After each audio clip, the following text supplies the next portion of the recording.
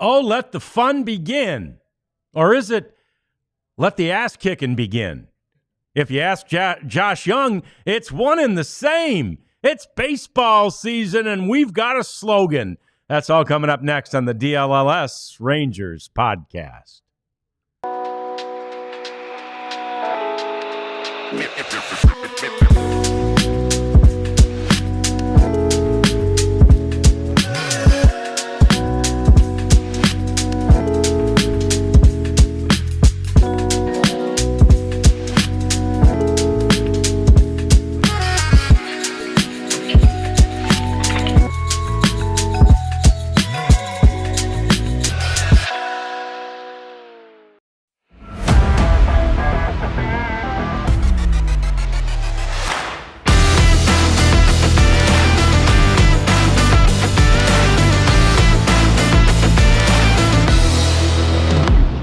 You will find them there among the cactus in Arizona, the Rangers players, and, of course, their skipper, Bruce Bochy, as the 2025 season gets underway today. It is the first day of Cactus League play for the Texas Rangers.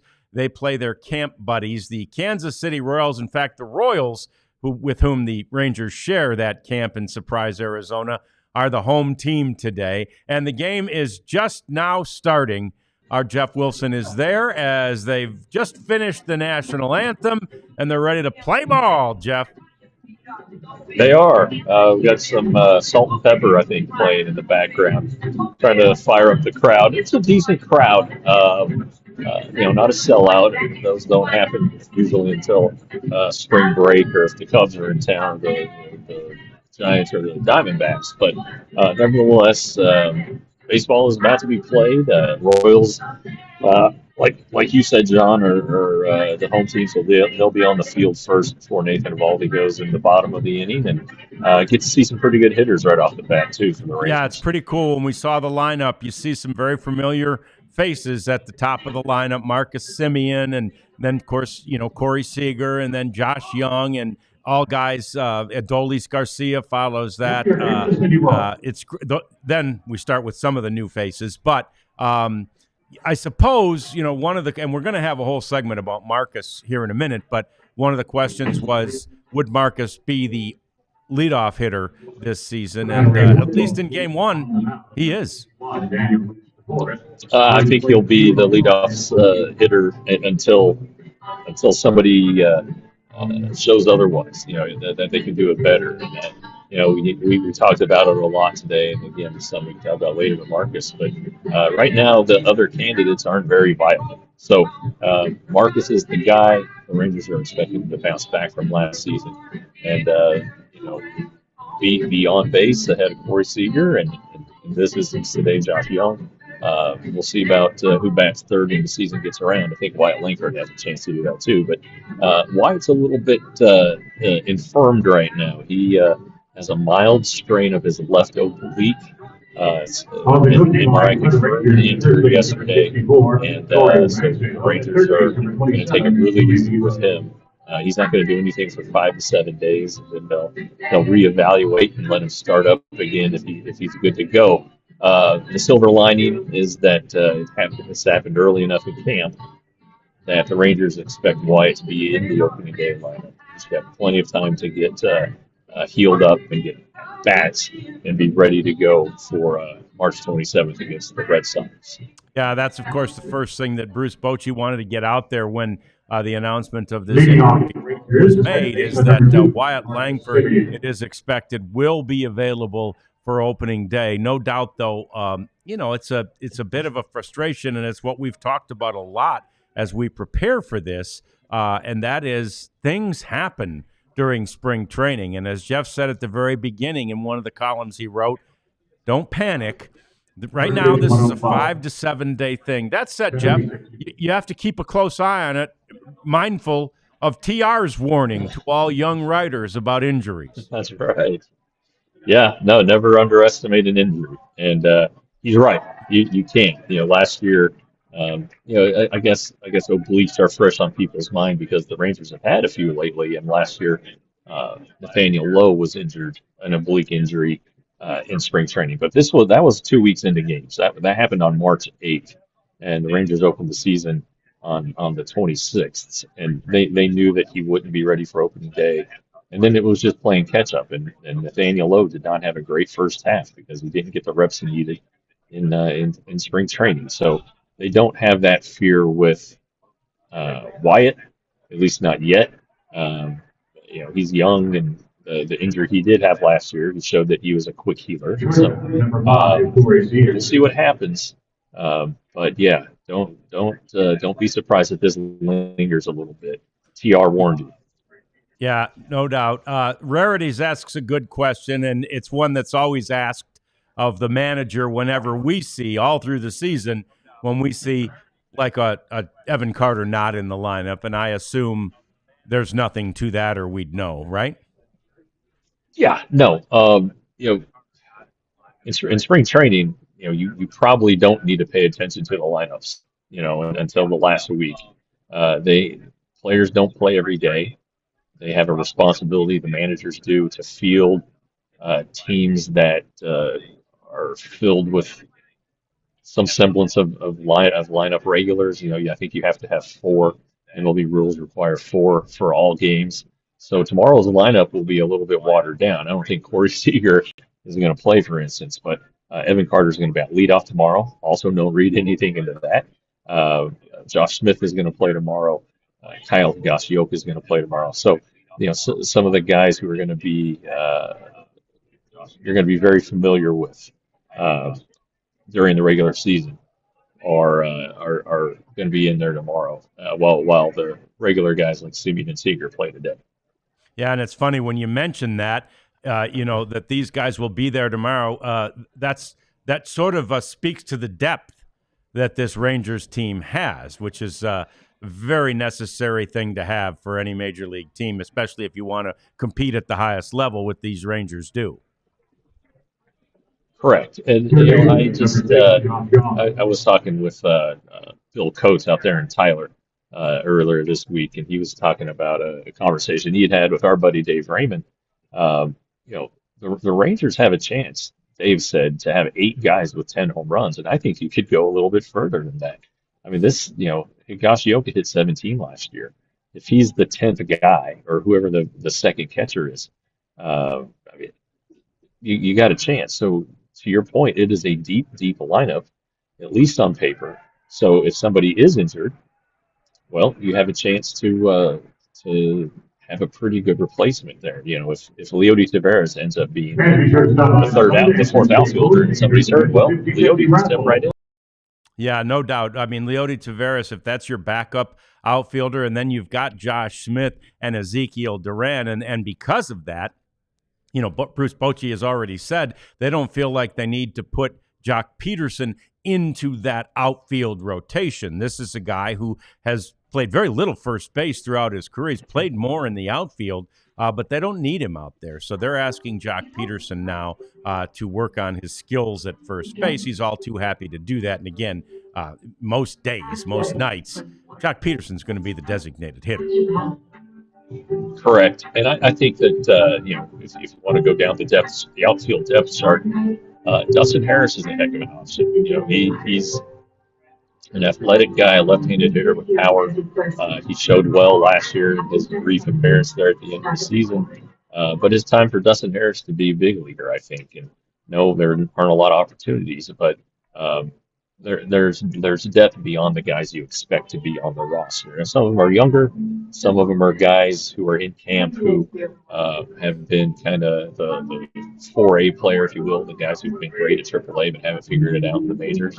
But they're going to be experienced guys, or they're going to be talented guys, and that's part of a winning franchise, is having replacement players in the minors who can come up and step in, even if it's just for a couple of weeks. Yeah, and we appreciate Mark Zoid Duff for answering Rarity's question there in the chat. We encourage you to chat along with us as well. But yeah, no victory, no local TV at all today. And there's a very limited number of games on local TV at spring training this year, but there are more than in years past. So, and know too that some of the games that'll be on will be completely free and broadcast on Channel 33. I don't have that schedule in front of me right now, but it's available at Rangers.com. And you'll be able to watch several different Rangers games on several different options. And we see today that Roku has become an option not only for broadcasting those Rangers games, but Roku is going to have a couple of, I think they're going to have a Sunday exclusive. So the Rangers are going to have a couple of their games, couple of their Sunday games on Roku exclusively. So these are all part of the evolving landscape of how games are broadcast these days. It's different, John. It's definitely not what we had growing up, and it's not what we even had 10 years ago. So these things are changing, and you're great about keeping these people up to date. Yeah, it's good, and that's all we can do is try to keep people going and keep people headed in the right direction. The Roku thing is probably a pretty good thing ultimately. It's interesting, though, that I believe Apple still has their exclusive games. Of course, the major networks have their exclusive games, and now Roku has a package of exclusive games on Sundays. It's a situation now where, and those, by the way, whereas the ESPN game has always been a night game, the Roku games will be day games, and there's a variety. It's a whole slate of different teams every different Sunday that'll be exclusively on Roku. And mentioning ESPN, other big news that I didn't even have in the cleanup segment, but while we're on TV, we might as well mention it right now. ESPN and Major League Baseball are ending their relationship after this season, and that's huge. They've been partners in broadcasting since 1990. And this will be the last year. ESPN's trying to position it like, well, we no longer thought it was financially prudent. That was sort of their statement. The reality is, I hear and know that Major League Baseball wasn't thrilled about how little the coverage was of baseball on ESPN. That's become much more of a football network and a basketball network, and MLB didn't like that much. I hope TNT gets and TBS. They've had the playoff, the postseason broadcasts. I hope that TBS. This is the opportunity for TBS to jump in there. I like their broadcasters, and I think they do a good job. So, it'll be a different landscape. It's hard to imagine a time when ESPN didn't carry baseball, but it's about to happen, and there you can find a number of stories out there about the financial difficulties that the worldwide leader in sports has faced, and it sounds like this is one of them.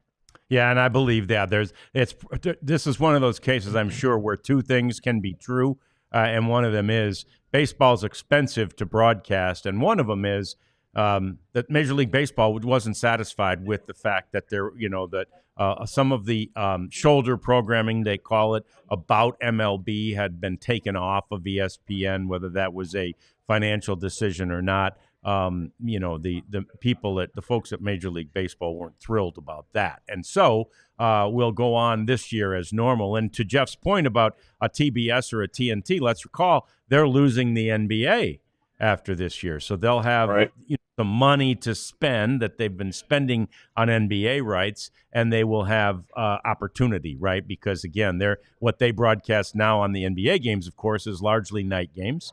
And what do we play in baseball? Largely night games. So anyway, wouldn't be a surprise to see them enter into this picture. And I agree with you, especially Brian Anderson, old buddy, former co-worker of mine at Valley or Fox back then. Brian Anderson does a great job on baseball. So it'd be fun to see Brian and TNT get baseball. We've launched into a little TV talk that we didn't intend to, but we've got lots to talk about on this first day of Cactus League play. We come back, we're going to talk more in depth about Marcus Semien, and we've got to get to today's starting pitcher for the Rangers, too. Nathan Eovaldi talk, as well as that of Simi, coming next on the DLLS Rangers podcast. Go ahead. First, though, I am still intending to get out to spring training for the last trip that Jeff will make. He's got another one coming in 2 weeks, and then 2 weeks after that, another. And I plan to be on that one. And the first thing I'm going to do is get the Waymo app, and I'm going to get Waymo to take me from the airport to Surprise, because Waymo is the coolest new thing out there. This is basically a ride hail service. You just hail it like you would hail a cab, and a car that is driven by Waymo, but doesn't have a human driver in the driver's seat, comes and picks you up. It's actually cheaper than a lot of the competitors that are out there that do the same service. And look, you don't have to worry about making conversation with the driver or anything like that. These are automated cars, and they are working great in Phoenix, San Francisco, and LA. Waymo. Download the app, especially if you're going to Phoenix. John, I am coming home tonight after the game. I am not looking forward to the change in weather, but I am looking forward to once again having access to Sleeper. Sleeper is the fantasy app, but now they're into the daily picks. I haven't been able to do my daily picks in 10 days, John. I'm starting to get the itchy fingers, unsteady hands. I've been following the NBA more than I normally would, and then I saw that the Webamaya for the Spurs is going to be out the rest of the season. He was one of my double guys, so I'm going to have to make some adjustments. But I can't wait to do it. You can do it for as little as $1. You can do. You have to have a 2-team minimum or two pick minimum. But other than that, it's just a lot of fun. And if you use the code DLLS Rangers, you get up to $100 match on your first deposit. That's fantastic. It's a good idea, and it's fun, and you'll I know you've been jonesing. You'll love it when you get back here, and it's going to warm up a little for you tomorrow.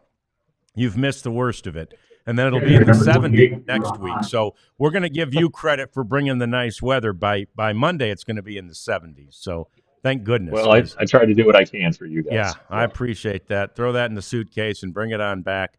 So Marcus Semien, amazingly, we haven't really talked a lot about Marcus in your first week out there. Once again, when you don't have to talk about somebody, or you aren't compelled to, you aren't driven to, that's a good thing. And Marcus is one of those guys who that's typically can be the case. He doesn't draw attention to himself. He's not looking to make headlines. He just goes about his business every single day. He's one of those lead by example kind of guys. And Jeff, I assume that's exactly how he has started this spring training. There's no question. We talked about it a little bit yesterday with Sebastian Walcott.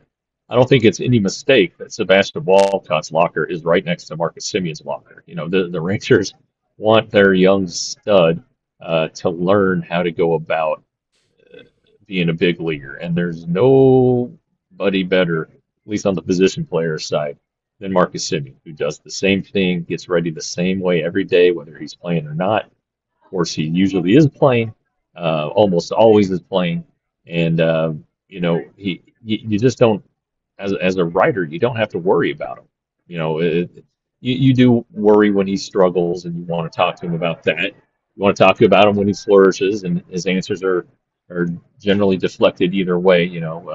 He knows he needs to be better when he's not doing well, and when he is doing well, it's the guys who are getting on base ahead of him who are really helping him out more than anything he's doing. So, again, you just don't have to worry about it. So you don't necessarily see as many stories as you would about another superstar, just because he's so steady, and you just know what you're getting.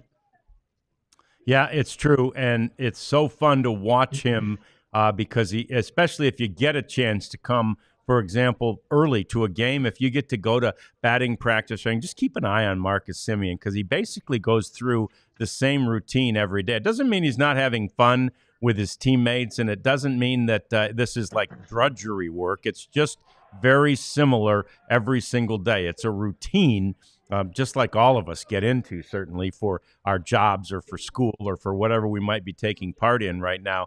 The thing that's great, I think, about Marcus and the way he leads and the things that he does is that, again, the guys are around him, and now Sebastian Walcott, as you mentioned, Jeff, has a front row seat, but they're around him every single day, so you can't help but notice how this guy gets it done. Yeah.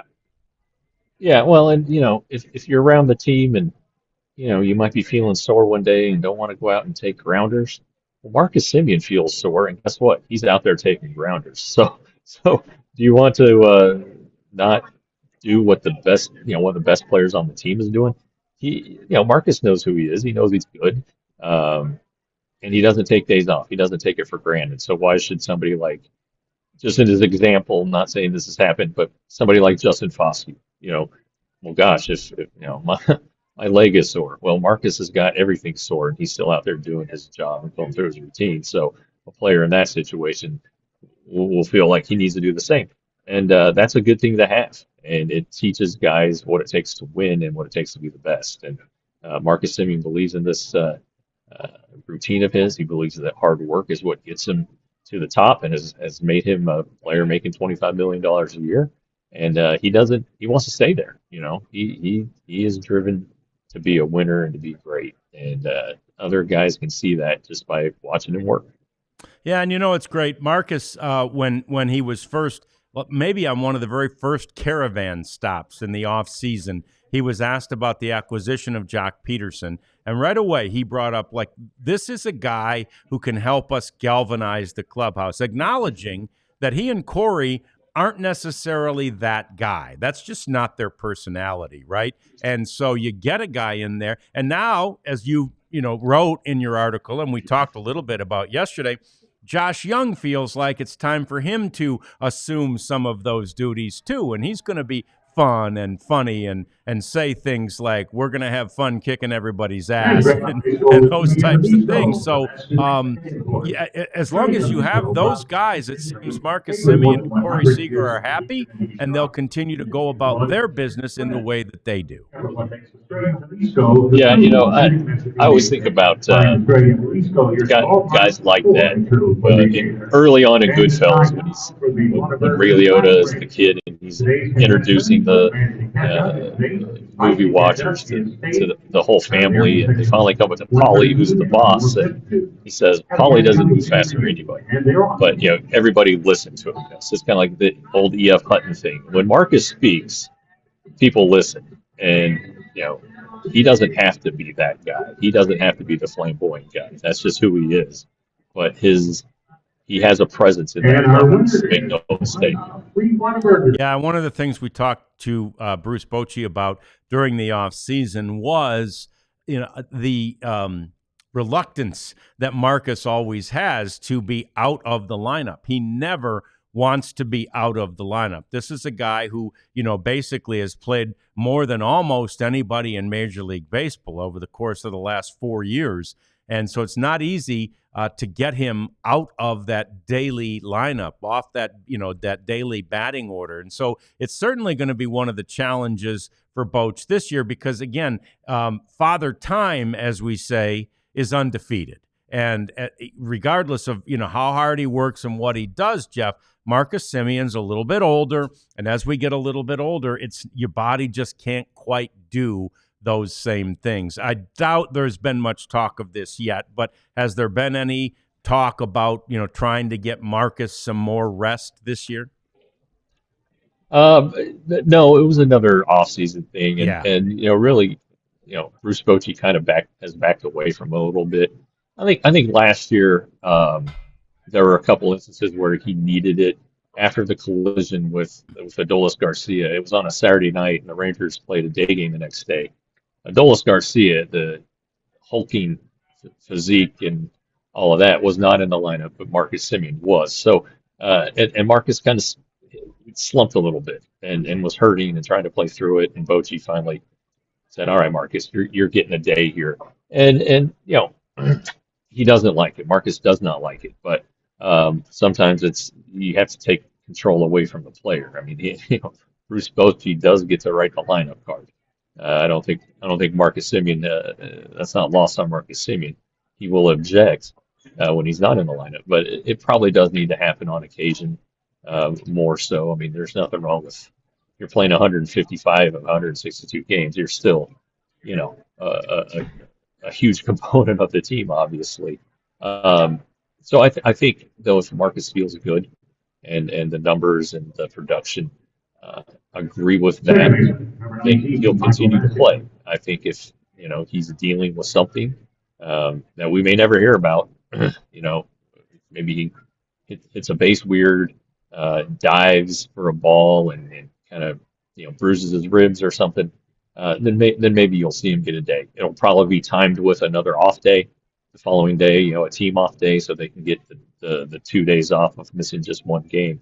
But at some point, and you're right, Father Time is undefeated, and Marcus eventually will have to realize that these off days benefit him and the team.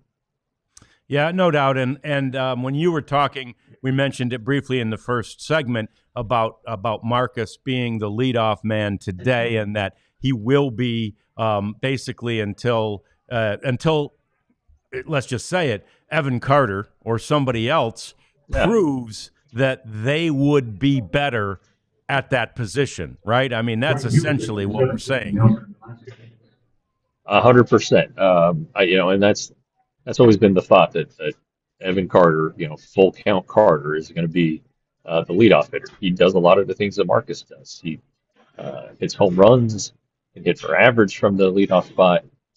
He's much faster than Marcus, though Marcus isn't slow by any stretch. So there's the opportunity to do that. And remember before Marcus came to the Rangers, he didn't bat first very much in his career. The year that he did join, he batted. The year before he joined, he batted leadoff in Toronto some because George Springer was hurt. But a lot of those at bats that Marcus had were in the second spot or even a little deeper in the lineup. He had 46 home runs. There might be a need if Marcus is on a home run tear or really hitting, collecting a lot of doubles and home runs where his bat is needed in the middle of the lineup. And so the Rangers might adjust there. Carter would be the preferred guy, but Bruce Bochy talked today that they would even consider Wyatt Langford. They've even talked about Jock Peterson or Jake Berger, just somebody who can hit a home run and get on base. And obviously those two guys aren't going to win any 100-yard dashes, but the purpose is to get guys on base for the guys behind him, and the guys behind the leadoff hitter is Corey Seager, who's one of the best hitters in baseball. Yeah, no doubt about it. And yeah, they're not your prototypical leadoff men in the fact that they're not super fast, but they certainly provide a lot of things that you want from that leadoff position. Any of those guys do. So it is an interesting take, and it shows exactly what Bruce Bochy is doing day in and day out, contemplating, considering, and sort of planning any and all options that might be available to him as far as massaging this lineup and making it the best lineup that it can be. So, that's a very interesting thing. So, as for the infield and someone like Simeon, I mean, the infield just seems so set, right? And it's right. So solid with Josh if he's going to be healthy, and then of course Corey and Marcus, and then he'll be on the side to help and nurture a Jake Berger, who's learning the position at first base or learning to be better at first base. Yeah, I think that's it. I mean, he played 70 games there last season for the Marlins. There little bit of how the sausage is being made today. That my camera can't be facing the field, and I'm not supposed to provide play-by-play. But this already happened, so I don't know if it's play-by-play or not. But the Rangers. The first inning ended with Jake Berger starting and turning the double play from first base, which isn't easy to do. So there is a familiarity there. It just needs to be cleaned up. And if he's willing to do the work, then yeah, that's what's going to happen. And so I think the infield's in good shape. Yeah, no doubt about it. So we've also had thus if Jake Berger was out there, we had an inning with none other than Nathan Eovaldi out there. So what's going to happen next is we are going to talk about that. We've got a break, and we've got our cleanup segment coming too. Some fun things to discuss there. It's all next on the DLLS Rangers podcast. John, we have this weekend when I get home, right when I get home, a baseball tournament. Wow. And yeah, we got a nine 9:45, and 1:15 games. So we're going to have to pack us some lunch. And while we don't have a rugged road yet, I think it's on the shopping list, and we can't wait to have it because they're lightweight, they're durable, they look good, and if it rains really really hard out there one day, they even float. So we're looking to have a good baseball season with our boy, but also with a cooler that's going to keep all of our food and drinks cold and ready to go. So if you want to experience what we're going to be experiencing, go to ruggedroadoutdoors.com. Use the code DLLS for 10% off. Yeah, so your 9:45 game, 9 o'clock game, it'll still be in the 30s, and your it'll be a balmy 45 by the time you get to the 1 o'clock game. So I hate to tell you what you're coming home to, but I will say this: when you do come home, maybe you go to foco.com, or any of you could do the same to get your gear, your favorite gear, or knickknacks, or trinkets, or pens, or those friendship bracelets, anything to represent, right? Represent your team. This is a good time of year to start representing your Texas Rangers, who are about to be a pretty good team, we think. We've talked about the power rankings. Pretty much everybody thinks that this is going to be a good team this year. Get ahead of the game. Get to foco.com and find out all the great things that they have that help you represent your team. And it's not just the Rangers, obviously. It's any team. It's almost any sport. It's so many different things. So foco.com will give you a 10% discount if you go to that website and you simply use the code DLLS. It's foco.com with the code DLLS for 10% off. So Nathan Eovaldi was out there too. I don't want you to tell me pitch by pitch, but how'd he do? Well, he's still pitching. It's the second inning, and wow. Yeah. I wasn't sure if he's going to go one or two today. He may not finish this inning, so we'll see what happens here. But his day is almost done, and it's the guys. They always talk about getting their work in and all that stuff. Nathan takes it a little bit deeper than that, so it's always fun to listen to what he talks about after a start. But the point of the story that I've written and haven't yet published for ALLDLS.com is this guy was their number one off-season priority. You talk about all the players that these guys have and all that they have coming back, and he was the guy that they wanted number one. They targeted him. Their off-season plan was built around getting Nathan Eovaldi back. And it's not just because of what he does on the mound, which is fantastic, of course, but it's the teammate stuff. And we've talked about it a lot. It's just, it can't be overstated. There's really nobody like him out there. He watches bullpen sessions. He finishes up his work every day, and he just stands where the guys are throwing it and watches them until they're done, and then walks off the field with them. He gives feedback to minor leagues. He's led this revolution of the split finger pitch with a lot of pitchers in the organization. Robbie Alston, who was our guest last week on the weekly show, maybe a guy that people don't know a lot about. He and Nathan Eovaldi are talking split fingers. The first day of camp, Nathan Eovaldi came up to him and was talking about his split fingers. So he makes guys feel at home. He holds guys accountable. And I have another anecdote in the story you guys want to read. That's pretty funny. I don't want to spoil it because I want you guys to become diehards. But it just kind of goes in depth about how this guy just is different than all the rest. Yeah, that's great. And that's a great reminder for people to take advantage of this $48 offer. We'll get into the specifics of that a little bit more here at the end of this segment. But you really should become a diehard and avail yourself to all the great stuff that Jeff is cranking out there at spring training. And Nathan Eovaldi, after guys pitch in spring training, a lot of times, Jeff, they say they want to get their work in and they'll go into the bullpen even. After they finish their, whatever inning or two or even three later in spring training. Is it too early in the buildup, or does Nathan Eovaldi maybe still go throw some in the bullpen after whatever he does on the mound today? No, I think he'll be good for the day. He had two ups, what they call them. You warm up and then you sit down. Then you get up, that's one up. Then you go in between innings, sit down, come back out, and that's two ups. So that was probably the goal today, as much as whatever many pitches he threw. What you talked about does happen a lot because um, if a guy has a 6 pitch inning or has a 6 and an 8 and a 14 pitch inning and doesn't get to his pitch count, well then he'll go just so that he gets back up to where he needs to be. And, I do think the first time through you won't see many guys doing that, if any. But that definitely happens midway and toward the end of camp. And um, you know, uh, there's just so many different things that happen in spring training that you don't see any other time, and that's one of them. You used to see, uh, John, you would probably remember this. The starting pitcher would finish up for the day. Next thing you know, he's running sprints in the outfield during the Yeah. game.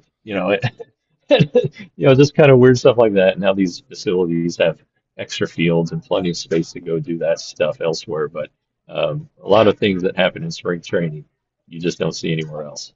No, and that's part of the fun. It's part of the charm of spring training, as is, of course, all the various things that happen when they're out on those backfields, and fans have such accessibility to the players. You can walk right up to them and talk to them as long as you're not being too intrusive, and autographs are plentiful out there too. So anyway, that's part of the process. But Nathan Eovaldi getting the first start of the Cactus League, Jeff, is that telling? Is there anything we read into that? Does that mean he gets the opening day start? I don't think so, but also wouldn't be surprised if that happened. I mean, this guy he was the Rangers pitcher of the year last year. He had the opening day start last year, so don't be surprised if that's what happens. But we'll have to let it play out a little bit. It's going to be him or DeGrom, assuming they're both healthy, and I don't think either one cares. If you're selling tickets with the Rangers, you probably want Eovaldi to start opening day, and then DeGrom start the second game, so that you ensure that you have a big crowd for the second game. Yeah, no doubt. Obviously, you would love to see as many sellouts as you can. Although, again, if this team plays to the level that we think they're going to be able to play this year, I believe that there will be a lot of sellouts in the summertime. The great thing, of course, as Jeff mentioned, every time we talk about the ballpark, his favorite thing is always the roof, and that's hard to dispute. It's really hard to dispute that, because come July and August, especially when the Rangers are cranking and really getting close to the playoff run, you're going to love the fact that you can go out there this year without worrying about how hot it is outside. And it's so ironic when we sit here as cold as we are still today. I thought today was going to be warmer, but not quite warm enough. So, Jeff, have you actually had a chance to chat with Nathan yet this spring? Is there anything new with him? Yeah, he's a lot like Marcus, that he's very steady, and so you don't have to worry about him that much. Of course, he has been injured each of the last two seasons, so there's been a little injury talk on there. But I did talk to him early in camp, but it was mostly his thoughts about the other guys, specifically Jacob DeGrom. DeGrom re-signed him. DeGrom being healthy is one reason why Eovaldi re-signed. He recognizes how good DeGrom is and what a boost that can give to the team. Nathan doesn't miss a beat, though. We talk about all the time he spends with pitchers. He can give you an idea about what's wrong with the offense or what's going great with the offense. Why a hitter might be doing so good, why a hitter might be struggling. He may not say these things on the record, but he knows everything that's going on with this team. And he likes their chances. I mean, obviously he wouldn't have resigned if he didn't. He knows that guys are coming back from injury or guys who are going to rebound offensively. He likes the farm system. He likes the young guys who he's spent so much time with. So there's just a lot of things that are going in Eovaldi's view the right way for the Rangers to be back where they were only 2 years ago. And the fact that they didn't have a successful defense in the World Series title is another thing he sees as a positive, because guys are hungry. Guys learned a lot from last year, and they're ready to get back to where they. Okay, we lost Jeff a little bit there. We'll see if we can get that stream reestablished as Jeff talking about Nathan Eovaldi and the fact that he got the start in this Cactus League game. If he's done or if he's not, he's almost done. And next up for the Rangers in the rotation of pitchers today is Dane Dunning. And we'll be very interested to see how Dane does. He's certainly still a candidate to be a starting pitcher, but the reality is his experience at being that sort of piggyback guy, that in-between guy, that guy that can do a lot of different roles is going to serve him well. It's more than likely that he will be a guy who provides long relief in the bullpen and possibly piggyback type situations. And then, if needed because of injury, Dane Dunning, as he did in 2023, could step in as a starting pitcher. So do we feel like Dane's next, Jeff, or is Nathan coming back out for the third? Yeah, Dane is in the game. He's in there. He's Okay. gotten a couple of quick outs. That sounds like play-by-play, but he's in the game. Beautiful. And he obviously loves getting back out there. Is he embracing the role that's sort of been kind of laid out there for him? You know, Dane has done a lot to get back into shape, to be a positive contributor on this team. So he wants to be on the team in any way, shape, or form. And if that means being a reliever, great. He's being stretched as a starter this spring, but swing role could very well be in his future, and he would be thrilled with that. Yeah, and understandably. I mean, that's exactly the attitude that you have to have. He's still a fairly young guy. He is the 2023 Rangers Pitcher of the Year, which is pretty heady stuff when you consider that was the year they won the World Series, right? But you think about the things he did. He started the season not in the rotation, and then because of injuries during the course of the season, and by the way, killed that role as the long relief guy and coming out of the bullpen. And then when injury necessitated him to come back into the lineup, or into the rotation, I should say, he was awesome there. And then because of the depth at the pitching rotation when guys got back, and of course when they acquired Max Scherzer and Jordan Montgomery, well, that sent Dane back to the bullpen, and he excelled there. That's how you win a Pitcher of the Year in 2023, a year that the Rangers won the World Series. So really, really amazing. And yeah, I love Misty down there saying, whoops, we lost Jeff. I think you're out there by him. Go say hi. But anyway, he's moving, as you might have seen. Jeff is kind of trying to move to a spot where he's going to get a better signal. We wanted him to be sort of out there where the action is and where the action was and be able to see it. But basically, Jeff, now you're in the friendly confines of the media workroom where it'll be a little easier for us to hear you and you to hear us. Well, and I hope the signal's stronger. Yeah. They apparently revamped the wireless this year, but it seems like they do that every year here.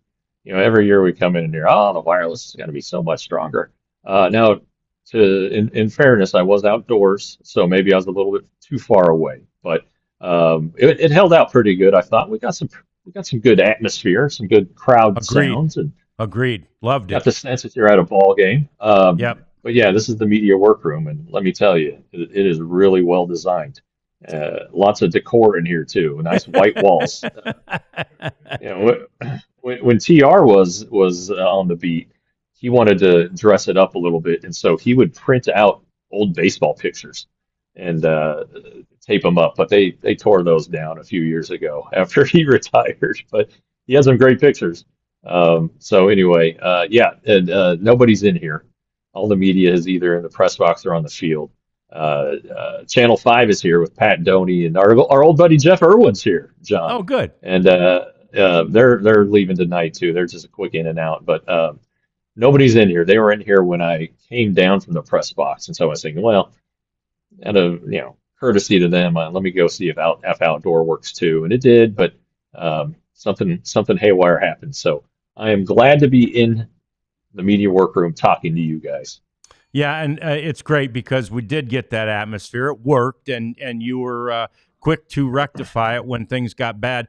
Misty, by the way, love this. She's at the game in Section 110, by the way, Jeff, and she's also keeping up with us and chatting with us. So that's dedication, Misty. Thank you very much. We have to take a break. We come back. It's time to clean things up. It's the DLLS Rangers podcast.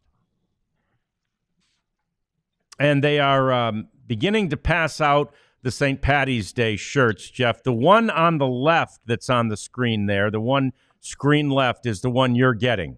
Let me see.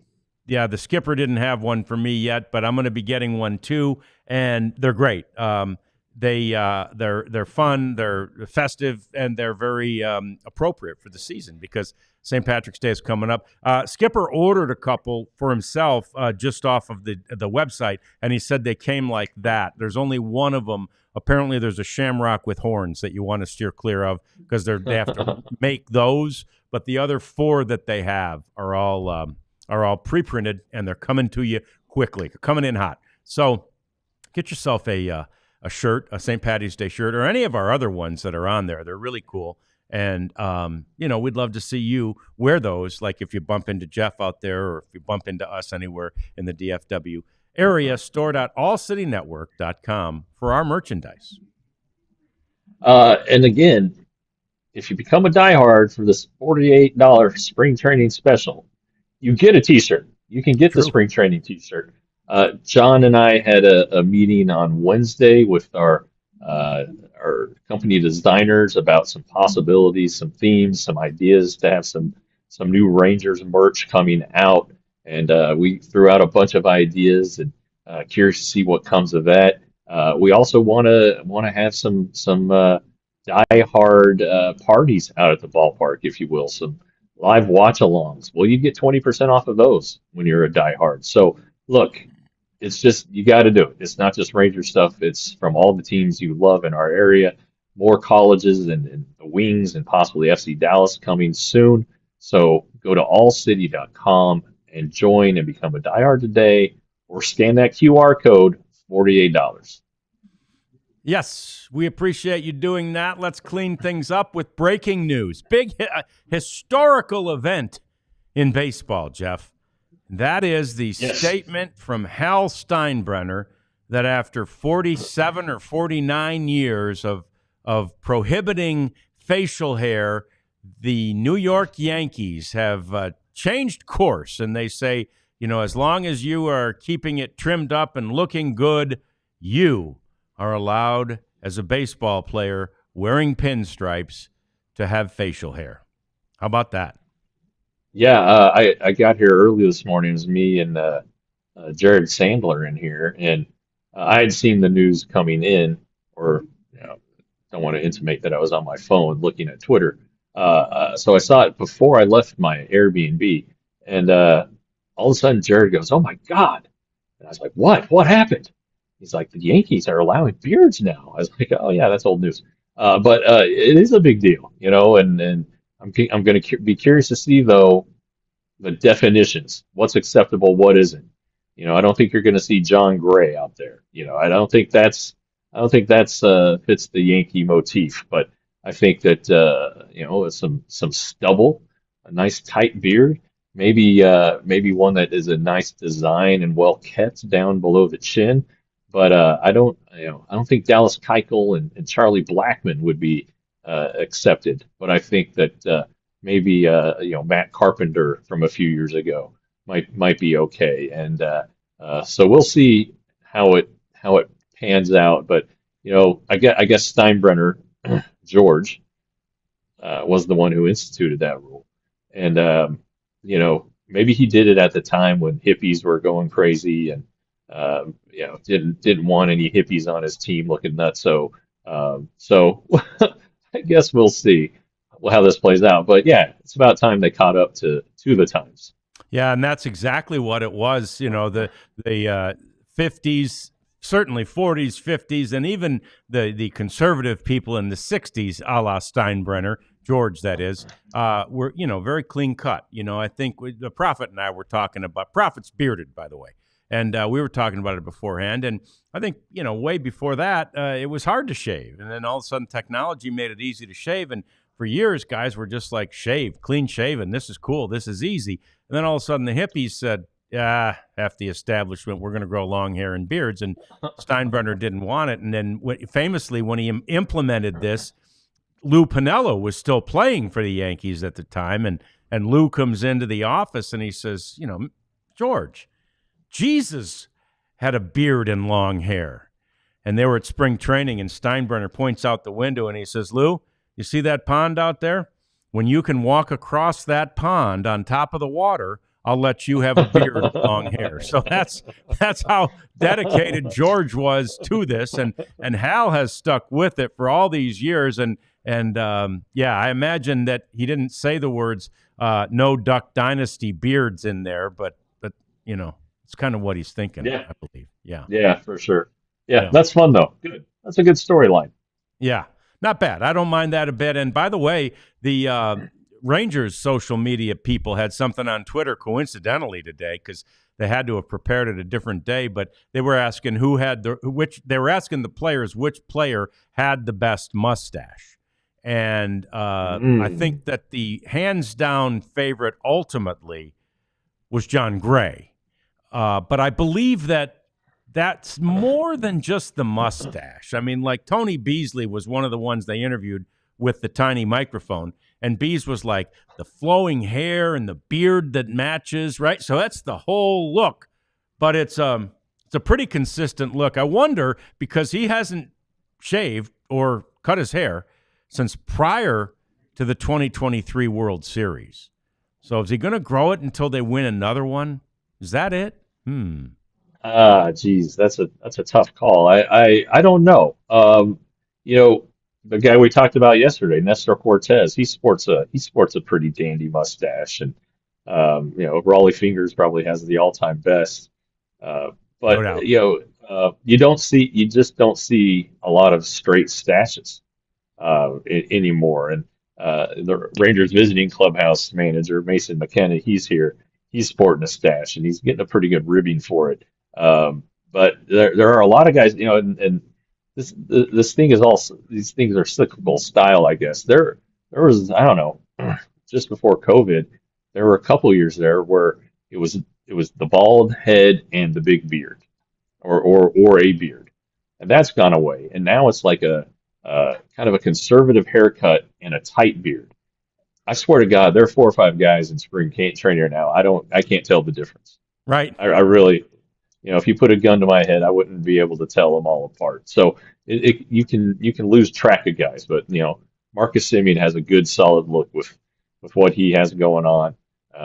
Joe Barlow is reaching John Gray territory, but Davis Wenzel, who's in Reds camp now, he was John Gray. He had the big hair and the big beard, a little more on the Duck Dynasty side than whatever John I think is going for, like some badass mythical video game character, whereas I think Davis was going for Duck Dynasty. But whatever it is, hey, more power to him. Be yourself. Yeah, good for them, and good if you can grow a beard like that. Marcus, by the way, did get several votes on the tiny microphone that the Rangers social media people did, as did Adolis. Adolis got a few votes, but anyway, that is our facial hair talk for the day. And I know Rougned Odor, Joey Gallo, a few other people who went to New York from here would be sad to know that this rule has now changed and that it didn't change when they were there. And Gallo, for example, had a really, good-looking, trim, tight beard. Yeah, His was not. He wasn't unkempt in any way. No, he. I mean, obviously everybody looks different when they shave their face, but Joey looked a lot different when he shaved. Yeah, he really did. So anyway, big change in baseball, big change for the Yankees. Another huge change that is upon us now, and it'll be something Jeff may be able to report on from the game that's being played today. It happened yesterday, and that was the automatic ball strike system. And it was used a couple of times, Jeff, in that game between the Dodgers and the Cubs yesterday. And I know in one case for sure the pitcher won his appeal. Yeah, that was against Max Muncy, the Keller High graduate and Baylor product. Uh, so that it changed the count from I think 1-1 to 0-2. It definitely put it into the pitcher's decided favor. So yeah, there are going to be things like that happens, and it should be good times. I don't believe it's happened yet today, but I think it's on the verge. It's just one helmet tap away. Yeah, it's pretty cool because, again, the normal way of approaching that in the past is I think this is more healthy, especially for the pitcher, right? The hitter oftentimes kind of just looks at the umpire with disgust or says something to him like, "That's a ball today," or whatever. But the pitchers get frustrated and get angry, and that could affect their performance. And, instead of having to get frustrated or get angry or throw your arms up in the air, touch your hat. That's all you got to do. Yeah. And like yesterday, it worked out for the pitchers. So, and Misty tells us there have been no challenges. To your point, Jeff, there have been no challenges yet. But, I must admit, and we don't know what we don't know, out of the changes that have been made by Rob Manfred, I really have liked most of them. Never did I, nor do I like the Ghost Runner, and I don't think I'm going to like this, but maybe I will. I don't know, because I didn't think I'd like most of the others, and other than the Ghost Runner, I have liked them. Yeah, in the chat, Uncle Ted said it takes away from framing skills. I actually posed that question to Bruce Bochy, and Bruce said, "Well, no, because when you're out of challenges, then you're going to be getting those calls. So it's not going to be, you can't challenge every pitch. There's not, catchers are still going to be able to steal strikes. Just it's going to be later in games or after a team has exhausted its challenges. So I don't think that that's going away anytime soon. And I base that strictly on a conversation with Bruce Bochy, who's just won 4 World Series. So I'll take that one to the bank with him. But you got to be careful. Like if a pitcher has the ball in his hand and he wants to challenge, does he knock himself out? And does a hitter just smack the hell out of his head and have to go to the concussion protocol? So I just want to see it happen. It doesn't take long. It really doesn't. And as far as the game changes, nothing's better than the pitch clock. Pitch clock has been revolutionary. I think it's helped fans come back to the game. I think it helps keep players a little more healthy and a little more fresh, and it gets us home at a decent hour. Yeah, it's so true. I mean, the other changes, in particular, the pitch clock, has done nothing but enhance the game. It makes it more watchable. It makes the players, they'll even tell you they're more engaged, right? They're not out there getting bored when they're playing the field. And so I just think there's lots of good things about that. The shift has come up a lot in the chat, and that's a slightly more controversial one. I like the changes that they've made to the shift as well. I guess the sizes of the base haven't meant much to me, but I suppose that was a change that theoretically was to instill a little more stealing in the game, and we have had a little bit more of that. So anyway, this is a change that we'll just be watching. It's not coming to a major league park near you anytime soon, but it will be at all of the spring training parks that have 2 residents, like the Rangers, Jeff, with the Rangers and the Royals. Yeah, the only ones in the Cactus League are I believe the A's, Cubs, Brewers, and Angels. So I think 26 of the Rangers games will have the ABS, and I think if it goes well, I think that it will be implemented as soon as Rob Manfred is comfortable with the testing, and that could be next year. They've had it in the minors for a few years to work out kinks, so I would anticipate that this one is in the game very soon. All right, Jeff, get back out there, enjoy the rest of the game, get a little more sun on that face, and then we'll look forward to having you right back here in studio next week as we're here, I think, at noon. I'm pretty sure it's noon every day next week. And we'll be here talking about week 2 of the Cactus League, or I guess the first full week of the Cactus League. We'll be talking about it right here next week at noon on the DLLS Rangers podcast. We all silly like the mayor.